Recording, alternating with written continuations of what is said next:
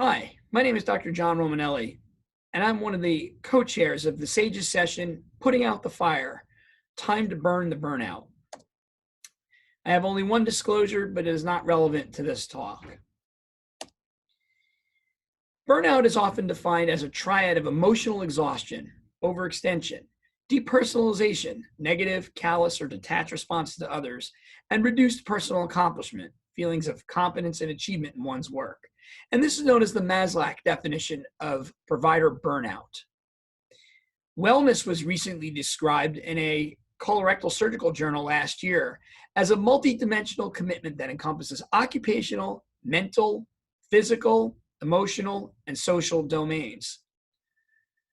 Loss of professional control, loss of autonomy and flexibility, inefficient work processes, disjointed workplace relationships and/or goals, poor work-life balance, and frustrations with medical record systems have all been associated with burnout.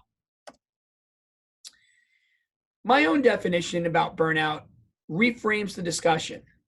Burnout is the end stage of physician wellness failure. It is the extreme pejorative end of a spectrum of mental well-being.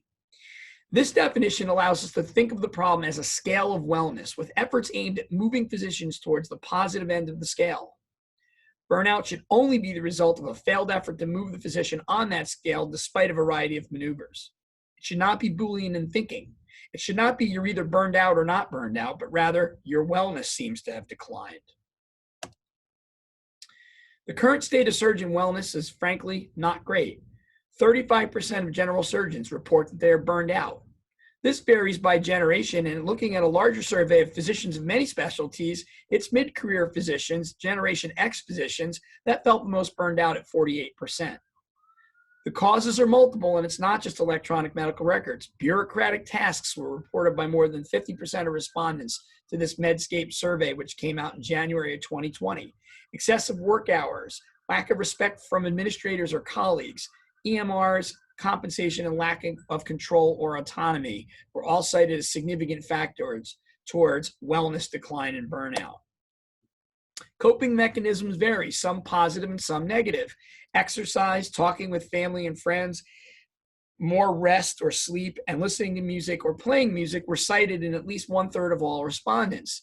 But there were negative coping mechanisms too, which are concerning. Social isolation, a term we've culturally learned through the recent pandemic, was cited by 45% of people. But eating junk food, alcohol use, and binge eating were also commonly cited.